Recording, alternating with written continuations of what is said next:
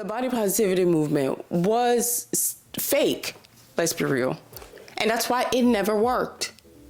It was a placeholder for a few years. The intention was to go right back to where we started. Most fashion designers, most of the things we women wear are by men. It is from the top down. Hi, I'm Maria, the Maria Fade on all social. If you're into fashion, a little bit of reviews, and of course commentary, don't forget to like, subscribe, and let's get into it. The concept beauty is pain, I've always grown up hearing. I'm sure most women have heard that phrase growing up or at one point in their lives. So the ideal female body, I'm sure an image popped up in your head right now. I'm not gonna contest that image. We're gonna roll with that image. Whatever popped up in your head, that's the ideal female body. I'm gonna insert this article. According to this article from The Guardian, it stated that, so 2/3 of Botox users globally were 50 and under, and 24% were between 18 to 34 years old. I will say I am all for, if you want to change up your look, go work out, eat healthier, meditate. I am definitely all for, if you want to look a certain way and you have the money for plastic surgery, go do it if it'll make you happy. As long as obviously you're being safe, you are researching your doctors, doing the due diligence that you need to be doing. Again, I'm not even going to say that I might not have surgeries in the future. But I am not naive to say that me wanting those surgeries are still not based on an ideal that has permeated my brain. Okay? Because we all like to lie sometimes and say this thing where it's like, I am doing it for me. I am doing it for me. Don't get me wrong. Yes, I like to look good for me. And if I have kids and my body looks a certain way and I don't like it, like I said, I will do the surgeries. I will totally do it. And I think you should do it too. But where does that ideal come from? Okay? Because I can tell you, growing up in Africa, a woman having a body and whatever body she has after a baby is fine. Because the fact that she's a mother and birthed children was enough. Now, I'm not saying, again, ideals aren't there and standards of what beauty should look like aren't still in that society, but when we come here, or we are more in a westernized world, which is more like the developed countries as they like to call themselves, when we look at those countries, the standard is very, very interesting. It's a very slim world, and I mean that both literally and figuratively. But that ideal body is not only not real for so many people, even the people that it is real for, they should not be held up to only being that standard of beauty in order for them to be beautiful. Because we all get old. What happens then? You're not the ideal body anymore. Because again, the ideal body still features youth. Youth is wrapped up in that whole concept of looking beautiful, right? Because the moment you start to look, a little bit of wrinkles and stuff, you may not be the first pick for someone to say, oh, they're beautiful. They can say, yes, she's a beautiful woman. For an older woman, they have to add that extra thing to it. It's a patriarchal system. It features youth, beauty, slenderness, thinness, and that's what we've been preached to, this ideal female body. Like I said, I'm not going to contest whatever image you have in your head. You have your ideal image body, but it's probably similar to most of everybody's thinking right now. And again, it features a white woman being at the top of that pyramid. Very top. A lot of the videos that people cry out for is like, we want more vulnerability and more connection. But as a content creator, as someone who is focused on creating videos, they're not stupid. I'm going to be honest with you. People who are creating videos for you, especially ones that are really successful at what they're doing, they are not dumb. They know the strategies that work and they do it over and over again. So the concept that even that the scape of social media is consistently chasing perfection. We are constantly putting our face into an app to be modified so we can look like ourselves, professional from any photo that you have. I think honestly y'all's image was just getting stolen, but let's be real, isn't all our images getting stolen at this point? So I can stand on a higher ground at all. Every other like 6 months, there's an AI app that makes you look 10 times better, or like a superhero, or a mix of you and your baby and this, that, and the other. The more that I go on TikTok and social media, whereas before when I would post on my Instagram, I would never put a filter. Now, I'm not saying I put a filter on all my video, like on my stories or anything like that. I don't do that in all of them. But there are some times I'm like, yeah, this is gonna need a filter. You know what I mean? Where before I didn't do that. It was because obviously I'm creating more content and I'm always on social media and all that stuff now. But that is a very problematic space to be in, when even turning on your camera, it automatically, like on Snapchat now, it automatically puts like a filter on your face. So so when I see my face sometimes without the filter, I'm like, oh my God, excuse me? What is this, honey? But that's not real. Like, a face with no pores is not a real face. We see so many, obviously, this is not just like the AI movement. We've been seeing this in obviously all of media in general. They've been photoshopping bodies since the beginning of time. They've had super skinny bodies that were super unrealistic to maintain. It's even before the times of Photoshop and things like that, right? So it's not new. I'm not saying that. In my opinion, social media, we all know this. We've all known this. There's been case studies after case studies as taking the place of typical or old school media, TV, radio, magazines, print, things like that, right? So we know social media now is the landscape of media.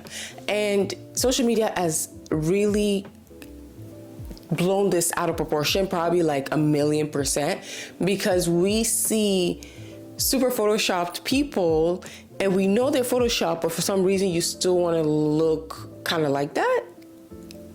And I'm not coming for you. I'm coming for everybody, including myself. But I sometimes be like, oh my God, that looks so amazing. It's like, you do this. Like, you do go in your photos and you clean out the messes and you smooth out your face and you make your skin look good. Again, I do not Photoshop my nose or anything like that, but I do smooth out my skin. I do make sure that there are no dirt on the floors in my photos for the most part.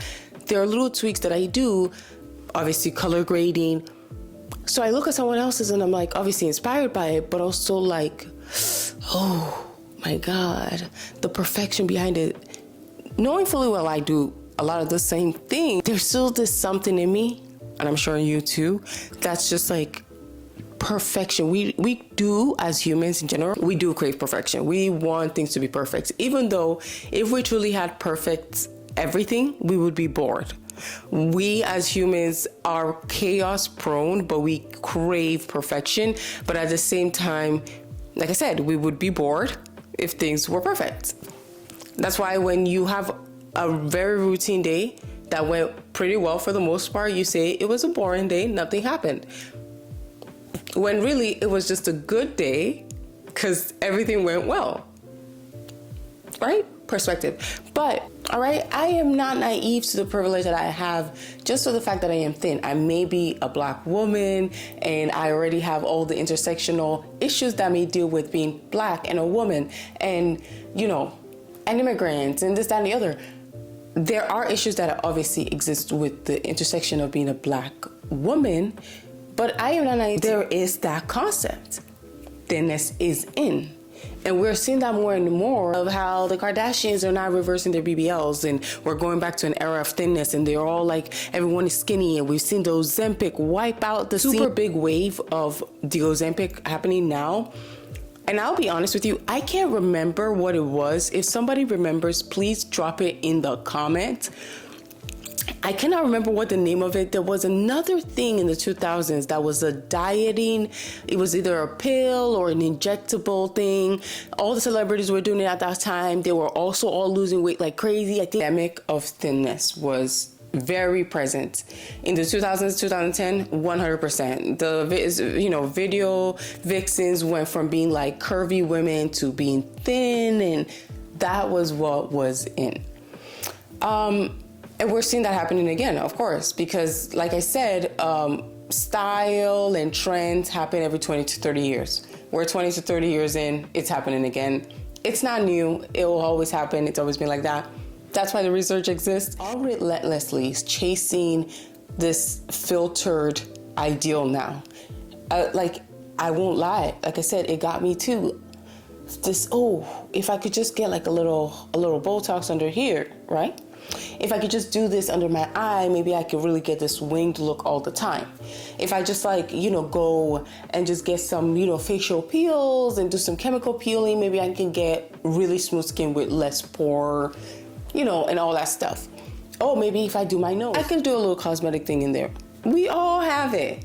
Because I've seen the filters, and the filters look real nice. And if I could look a little bit like the filters, wouldn't my life be a little bit better? I mean, I got my eyebrows done, and they look amazing every day, and I'm so grateful for that, so it may be the same. And I know a lot of people who have injectables. I know a lot of people who've done surgeries, and most of them are really happy with it. So I can't really even be like, oh, this person looks terrible with it. Some people don't look great, but most people I know that have gotten their stuff done are happy with it. So it makes me believe, I could be happy with it too. Now, there is slight difference, right? Because we do know that Black women are now hopping onto the trend more and more now of the injectables and the facial balancing and all of that. Again, nothing against it. Nothing against anyone doing it. But this was more of an epidemic, and I still think a majority of the people who do it are still white clients or people who are lighter skinned. I would love to know this research into that. Drop that below. But I do know the rise of Black people in injectables has gone up, but it is still not at the rate it is in a white community or the lighter skin community. All of this messes with your psyche. It messes with your physical health. It messes with your mental health, especially. Suicide is at an all-time high right now. I think 2023 was the highest it's ever been, ever. And we live in a dystopic world sometimes where everything on the internet looks so amazing, but it is not real. I've now come to the conclusion, every time I see something on the internet and I start to feel some type of way about the internet or something on the internet, why can I not say internet? I keep saying internet. Y'all just gonna have to get that. On the internet. Anytime I'm on the internet, I have to constantly remind myself, it's not real. And I don't know if maybe because I just turned 30, so I'm like, I'm not gonna get affected by this stuff anymore. But it's not real. Even when people are being vulnerable, they're crying on the internet. Think about it. They didn't set up that camera to go cry for you. Or they were crying and they were like, you know what would be great in this moment? Let me turn on my camera. I remember once I tried to do that. I look back at it because it was for me. I wanted to be like, I never want to go back to this spot anymore. I did not post that on the internet. And even when I look at it sometimes, I'm like, it's a little silly. Look at you being silly right now. I think vulnerability on the internet has really helped a lot of people as well. But we are seeing fake vulnerability because a lot of times, you're creating a scene. You're literally setting up a scene for your audience. Not a lot of people have a full-time camera crew following them around, capturing, everything. And even the ones that do, again, want to create good TV. So it's scripted. I consistently have to remind myself of that, especially as someone who is on the internet chronically trying to find articles, information, things like that I can bring to you so that you can be aware, right? It sucks you in. We live in a world that has been mostly centered around the male gaze. The male gaze is tied with the patriarchal system. We live in a patriarchal system. Most of the things that we watch even is centered around men. Our politics are centered around men. Fashion, right? The things you and me wear, women wear clothes all the time. Women are the biggest consumers, in market research through and through. And most of the things that we use as women, whether it's cooking materials or clothing materials or shoes or accessories, most of them were created by men or were run in companies that are by men. Men who run the fashion houses that actually put out all of the clothes that we wear. So excuse a straight man that doesn't really know that you should put deeper pockets in a woman's pants. Maybe If we had pockets, we would be able to carry more stuff. But, you know, you have to then get a bag, right? Because they're in cahoots. You don't have pockets. What you gonna do next? You need a bag. All right, now you're like, okay, I have a bag, I have the clothes. Let me get something else to match this because it's just two random things. Like, what do I do? It is intentional, right? So when you really, really just sit down and think about it, it is insidious, really, how permeated the scape of like womanhood. Yeah, I mean, you even see those TikToks, right? Where there will be like a video of like womanhood and it's like mostly just white women. How is that womanhood when it's not all women? But go off. Again, it's showing the idealized person, the idealized look. Kristen's a bitch because her hair, this like bleach blonde hair that she has, is her natural color. That's not dyed at all. It gets like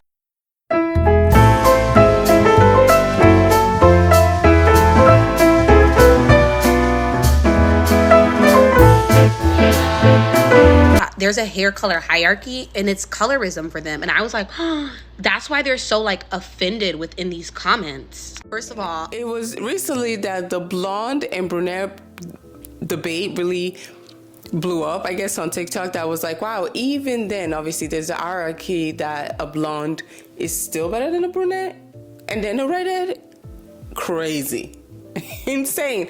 But again, I am not in those communities. I am in a black community. That's not my community. So to hear that hierarchy itself tells me that it makes sense why it's always like, oh, blondes always have fun. And there's also this concept of like the blonde woman with the blue eyes is the ideal. It makes sense now because even in the space, the hierarchies even still exist. And mind you, that's just in the white space. But yeah, those physical attributes that we associate with the ideal of beauty, there's space for a lot of mediocre content creators that are white, whereas there's not that space for everybody else of color, because in communities of color, excellence is the only answer. I saw a post on Instagram that said, we need to stop tolerating mediocre content by people of color just to say that we're supporting people of color. And it still runs with that ideal of excellence. Because we have movies that are rated so amazingly, like we have movies that are rated like top rated movies.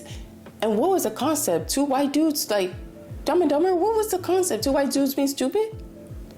But if we had a movie like that done by people of color, is it resonate the same? Does it get the same ratings? The same cult following? No. That's the answer. So yes, we live in a world that Eurocentric features are the ideal, and it has been perpetuated time after time. And we recently saw more inclusivity on the runway in magazines, and I would say that started like in 2016 to 2023, but we're now seeing that wave again happening. Thinness, mostly white women, it's starting to go back. And I saw again another article, and I think this one was in Forbes. If we go back to this ideal of a white, mostly white audience in the front rows of a lot of like fashion week, we are regressing. But you think about it, and I said this in my other video, the front row at this fashion shows and being invited to fashion show in general is an elitist space in general. So to even be in that elitist space, you already have to be excelling as a person of color to even be in that space already, even obviously someone white, obviously. But you have to be exceptional to even get into those rooms as a person of color, right? Because there's very few spaces for people of color.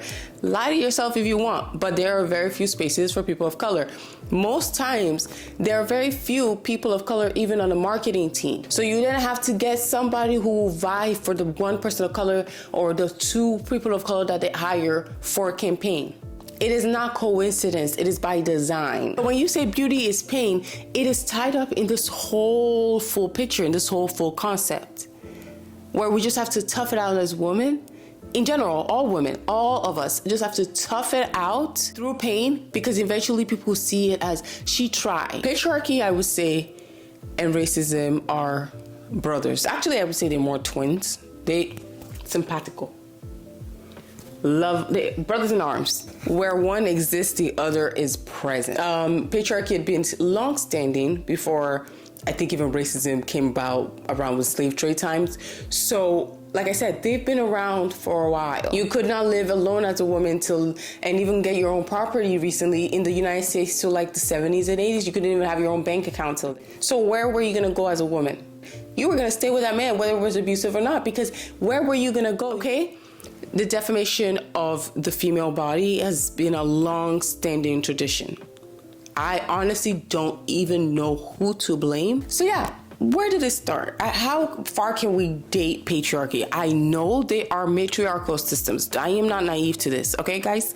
That's not what I'm talking about. I'm talking about majority of the world being a patriarchal system. How did that happen? In Africa, did that happen before or after the slave trade? Did that happen before or after colonialism? Did that happen before and after imperialism? When did it happen for everyone, everywhere? Because the timelines are muddled and it's been around for. So I don't know when we will get deliverance from this. But now, like I said, we have all this comparison of like AI now and how we can look with AI, and AI upgrades our photos and helps us with paragraphs and everything like that. And that's the new frontier. That's the new competition. That's the new thing we're chasing after. That new look. And again, not real. It creates a world, and I've been seeing more of this even on TikTok. Eating disorder stuff are popping up again. As someone who had recovered from eating disorders myself, I don't want to see this happening again. It was a dark time. It was dark. The live journals and all that, it was a dark time, guys. We don't need to do this again. The body positivity movement was fake, let's be real. And that's why it never worked. It was a placeholder for a few years. The intention was to go right back to where we started. Because even in the body positivity movement, your proximity to whiteness still was the winner. If you were light-skinned or something, you would still get to that place quicker than someone who was darker. Let's be for real. So, yes, body positivity, but as long as you're close to what is the ideal. As long as you're slender, as long as you're thin, as long as you're this, as long as you're that. So we live in a world where we have body dysmorphia. I won't even lie to you. I'm working on that myself. I look in the mirror. What do I see? I don't know. Do you know? Or is it distorted by what you think you should look like when you open your phone? And we're on our phone all the time. We see so many extreme diets. Like I said, with the eating disorder, we see so many like cosmetic surgeries gone bad. You know, all the BBL stories that we hear, and yet people keep doing BBLs. And now the BBL trend is over. So what do we do now? We go reverse the BBL, another surgery. You know, it's like big titties, big butts, big everything, small waist, cinched. What is this? And the crazy thing is, this big butt, like, you know, that ideal of like the BBL body was almost like a slight caricature of Black women. And we know that studies have been done of this, right? But now, did we put that on as a caricature for a moment because it was fun for that time, and now it's time to take it off? But all of this, I think in general, I mean, you tell me, is it not psychological damage? Like, it's damaging to the psyche. And that's why every time, you know, there's a big wave of like a weird trend on social media, you just feel like I need to take a break. Like there's too much happening all the time. It is intentional. You're consistently bombarded with different ideals of what perfection is every single time. Anytime you look at a video that is doing very well on your algorithm, really kind of like think about it. Who am I watching right now? Why am I watching them? How easy was it for them to get to Lulu? That's not a Salulu in this case, because as women, if we truly banded as like a womanhood and we actually took all our problems seriously, the mortality rates of women in pregnancies will reduce, because we are all advocating for each other, but we're not seeing that, right? Mortality rate for Black women is 3 times the mortality rate for any other race in the United States. You're not even sure you're gonna make it out if you're pregnant out of the hospital. That should not be happening. That should not be happening, right? And I'm not saying this is women's fault. I'm saying that if we have also a better network, we would be able to fight against these practices. But I will be real. There is a reason why patriarchy and racism are successful. Divided, and they've conquered. And that is what it is. We have the diaspora wars. We have the light-skinned versus dark-skinned wars. We have, the blonde hair versus brunette wars. All of these internal wars in our different systems. So many different wars in so many different circles. It is on purpose. It was designed that way. If we don't see eye to eye, we can't even come together in the first place. So I am not blaming women for that. Not at all. This is a system that was put into place intentionally, and it is working. Most fashion designers, most of the things we women wear are by men. It is from the top down. Like even your car, like the safety measures to your car are based on the standards of a man's body. The safety measures weren't designed around a woman, it's around a man. So yes, it can be psychologically damaging.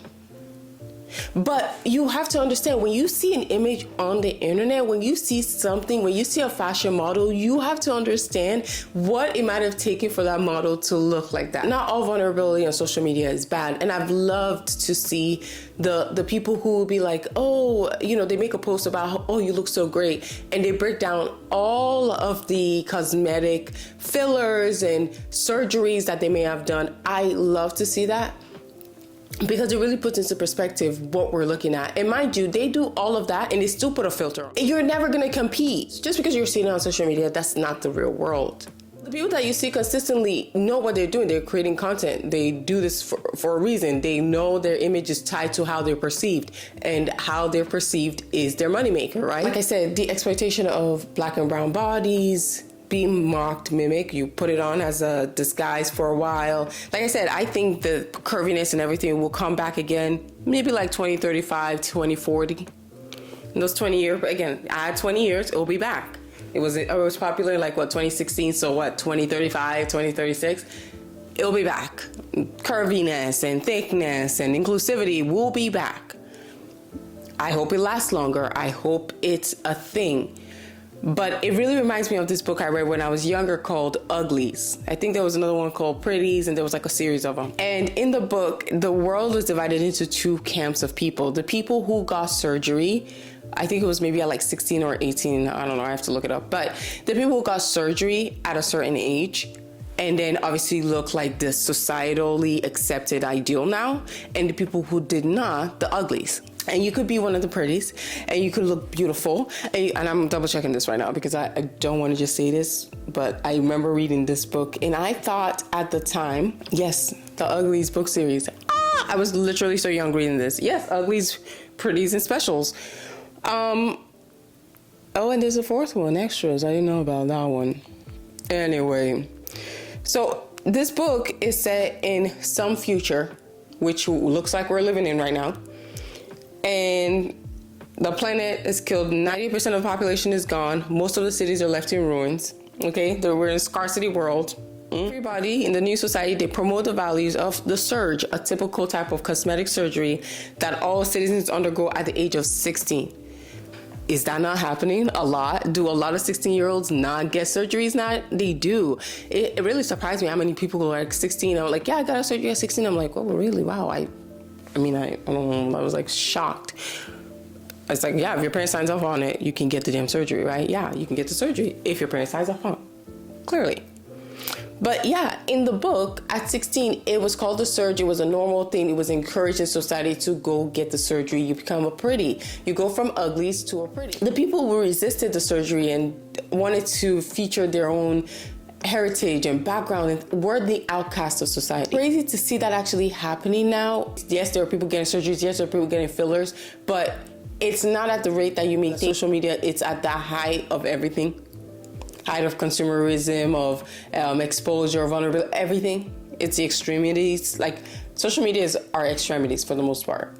Outside of news and all of that, and even then, news obviously come with the form of immediacy and extremities, and it's a right now, let's go type of thing. So yeah, what we see a lot on social media and in media in general is expedient, fast, current, popping news that just wants to make a headline for maybe a day or two.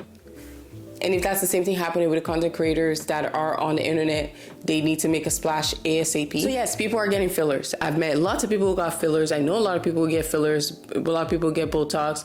A lot of people who have surgeries. I have met them. I am not saying no, you shouldn't do it, but don't lie and say it's not caught up in the ideals of patriarchy and racism. You want a slightly thinner nose, or you want a nose that doesn't have a crook in it. Why? When your ancestors all had that nose, but now you don't want that nose. Why? Oh, but it's because, like, come on. Be for real. Why do you want them bigger titties that sit up? Be for real. Yes, it makes you feel pretty because we live in a society that values that as prettiness. Hello?